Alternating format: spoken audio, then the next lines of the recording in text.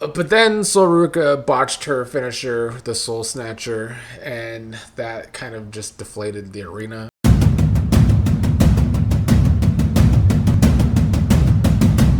What is up, everybody? Wanted to give my quick thoughts on WWE Raw from last night while I had some time, give all my little ratings and all of that, see if WWE can have a better show than AEW this week. Because for the past couple weeks, that has not been the case. And I say that as a big criticizer of Tony Khan. I do feel like some of last night's Raw did things well when it came to storylines, which is what I want to see. I don't know if it's because it was the Raw Go Home show for Backlash, but I feel like not only were some of the Backlash storylines finalized, but future storylines were built last night too. All that being said, the show had some big lows for me last night, though, too. We started with Roman Reigns arriving. He was going to walk to the ring, but Adam Pearce stopped him because Jacob Fatu wasn't there yet, so they couldn't have their contract signing yet. So Roman had to wait, but ended up running into Seth Rollins. You know, a lot of history there. Not that I would ever like to see them feud again, honestly. But then, since Roman couldn't go out to the ring, Seth Rollins decided to head into the ring. But he was jumped by Braun Breakker, who definitely did the beatdown on Rollins, an extra spear for him too later in the segment. It was a bit of a chaotic start to the show, which is always nice. My big complaint, though, with it is that I feel like this is just back-to-back feuds with Rollins where there's just attacks. It was similar with Gunther. Now we're getting it with Braun Breakker. I just feel like it's kind of lazy booking, so I didn't really rate it too high on my fire scale, but I did appreciate the chaotic opening in general, so I gave it a 1 on the fire scale. We had a story going on from the last couple of weeks when Roxanne Perez kept ignoring Finn Balor's warnings about the Judgment Day, and they still want to test Roxanne Perez's loyalty to the Judgment Day, which Perez is insisting that she is loyal to the team.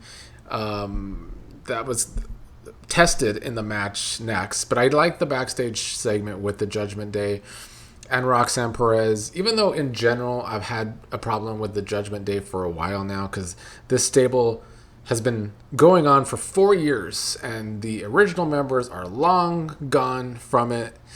And even though sometimes the current stable of who's in it does entertain me, I'm going to need it to have a stronger point going forward in 2026. But it was a nice little storyline with Roxanne Perez here.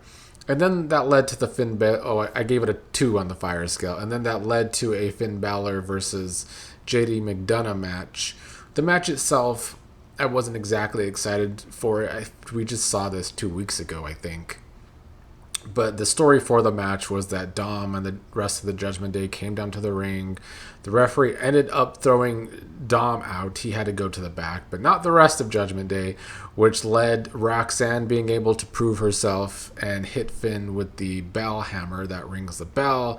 And it led to JD being able to pin Finn. So because of the storyline angle of this whole match, I did give it a 2 on the fire scale. It was a decent little match, made better because it told the story that was set up before it with Roxanne Perez. I just want to see those little things on my wrestling show.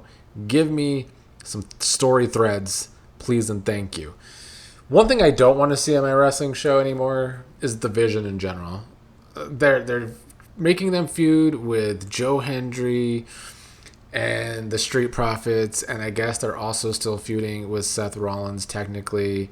But the backstage segment with Logan Paul being upset that he can't get his hands on Joe Hendry, and it's going to be Austin Theory instead because Heyman thinks if Logan does it, he's going to go too far and be put in jail. I don't know. The vision has never really worked for me, and the longer it goes on, the longer I don't like it or care for it. So I gave it a -1 on the trash scale. Penta and Javon Evans versus Ethan Page and Rusev was next. Honestly, a pretty basic tag match. Didn't hate it.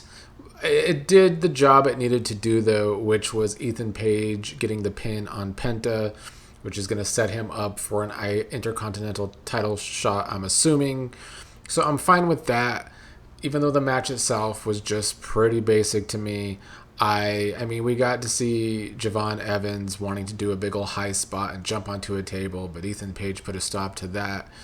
So I guess Evans still got to shine a little bit in this match, but the match was more so for Ethan Page to shine. So I gave it a 1 on the fire scale because I am hoping that I can become more intrigued in the Ethan Page and Penta feud. They're going to have to kick it up a notch, though, honestly. Next was Adam Pearce, here to sign Sol Ruca to Raw, with Becky Lynch interrupting and being annoying, and Becky Lynch and Sol Ruca getting into it. Sol Ruca, really sticking up for herself with Becky here. But then Sol Ruca botched her finisher, the Sol Snatcher, and that kind of just deflated the arena. So honestly, for that alone, I can't rate this too high. And I know it's just one botch, but it's a botch on her signing to Raw, and they're putting her with Becky, so they really believe in her. And it's an unfortunate fuck up. I do like Sol Ruca, so I'm hoping it was just the jitters of being with Becky on her first real night on Raw. But yeah, I gave it a 0 in my ratings.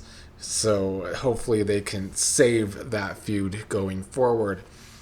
Next up was Joe Henry singing about Logan Paul and how Logan Paul is a talentless piece of trash, which of course pissed off Logan Paul, who came out there and said that he's unfireable and TKO can't fire him because it's bad for business, so he needs Joe Henry to stop singing about him being fired. This plays into the real life TKO drama, doing all these firings for the WWE, although WWE have been doing these kind of firings for a very long time now, post WrestleMania. But one thing I'll say about Logan Paul is he knows how to get heat, and this is a way to get heat with WWE fans. It led to a match with Joe Hendry versus Austin Theory that really didn't have a chance to get going, because Logan Paul ended up interfering when Joe Hendry was having a hot start against Austin Theory. So it was a disqualification. Street Profits make a save. Out comes Braun Breaker. I've already said it. I just don't care about the vision. I do think Logan Paul is a great heel, though. It does play into his real life persona. He knows how in real life to be a heel, and so he knows how to be it in the WWE. I gave it a 1 on the fire scale, but I will not stop saying that the vision bores the hell out of me, and I don't think they are making me interested in feuding with Joe Hendry or the Street Profits, frankly. And then we had the Oba Femi Open Challenge, and I already talked about how I felt about this Open Challenge thing for Oba Femi. To me, it is creative not being able to be creative and give Oba Femi a storyline. Plus, the match here was against Otis, so it's like it was kind of a comedy act for Oba Femi. And I just see it as they have no creative for Oba Femi after a big win over Brock Lesnar. I think it's terrible. I don't care what anyone says. This is bad creative. And I honestly wanted to give it lower on my scale. I gave it a -2 on the trash scale. I would have gone lower, but I'm trying to be understandable that this is a way for them to keep Oba over as a monster for now. But if it's going to be comedy act stuff, what are we doing?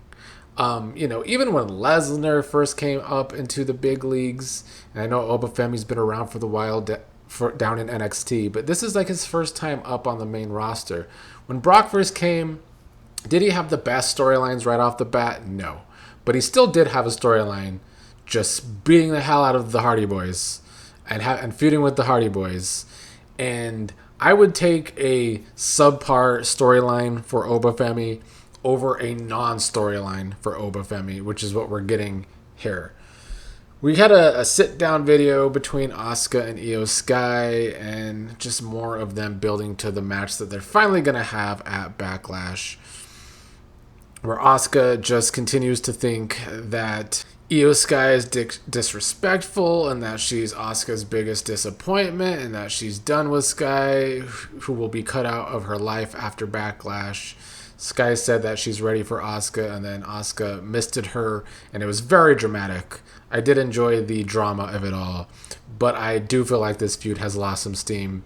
I gave this a 1 on the fire scale. And even though I am looking forward to their match at Backlash, I really do feel like they pulled the rug from under this feud, even though it's been a very long-term storyline. It seems like this is the blow-off for the feud, and I do think it probably needs to be. Then we had El Grande Americanos and Los Americanos versus the original El Grande Americano and Los Hermanos Americanos, and it was a clown show. Raw makes this storyline a total clown show. It should stay down in AAA, where it's actually well done, and they have me looking forward to their match down in AAA. But up here in the WWE and on Raw, it comes off as a joke, and I just don't care about it here. Like, it's crazy how different it is in different places. And here on Raw, it's not good. So a -2 on the trash scale, which led us to our contract signing between Roman Reigns and Jacob Fatu, with Reigns saying that he's, the OTC, he has the fans chanting for him, saying that this is the sound of love and respect, and that respect has been earned over the last 12 years, and that Reigns was the one holding the door open for Solo Sikoa, and so Jacob got in because of Reigns, and now he doesn't want to stand for the disrespect by Jacob. And then Roman brought up how Jacob is bringing in the Tonga death grip, which is the kind of thing you use in a bar fight. You don't do that to the tribal chief. I like that they've made the Tonga death grip a part of this storyline, and I'm assuming it's going to play a big part of the match, which is a good way to build a match sometimes. I don't feel like it gets done enough in wrestling, where you could build a match off of a move, Is that move going to get used in the match? How's Roman going to get out of this move in the match? It's an easy way to build a pro wrestling match and make you want to see that match. And that's kind of what happened in this contract signing, because all contract signings have to descend into chaos. And at first, Fatu was not able to get the Tonga death grip onto Roman, but he eventually did put Roman through a table. And once again, Jacob Fatu left looking very strong, as he has now for a few weeks straight. I'd be shocked if he wins the WWE title, though, after this.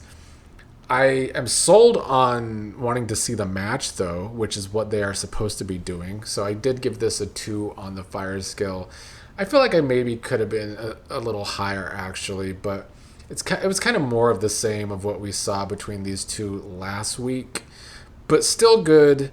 I know all the rumors are out there about Roman. I talked about it yesterday. Is his contract going to be a problem? Is he going to want to walk away like the New Day of TKO was messing with it? Or is he just going to retain the title at Backlash and then take a month off of television like Roman tends to do? And I do think that is actually a pretty big possibility. But Raw overall, I gave it a 1 on the fire scale, similar to last week, which for me is a decent grade. Because I am a harsh critic. I know. We're going to see how the rest of this week of pro wrestling goes. I do think Raw is in a much better place of watchability than SmackDown for me. Even though, SmackDown is trying to be the entertainment show. But as I've already talked about, some people disagreed in the comments, but SmackDown is appealing to the people that like bad sketch comedy shows or appealing to children. I don't love that kind of pro wrestling. I would rather have feuds being built how they are on Raw right now. And I do think they tried in every single storyline on Raw last night. Some just came off better than others. Some had botches. Some have the vision, which bore me. But, some are working, and Jacob and Roman is working really well. They have made me want to see that match at Backlash, which is their job.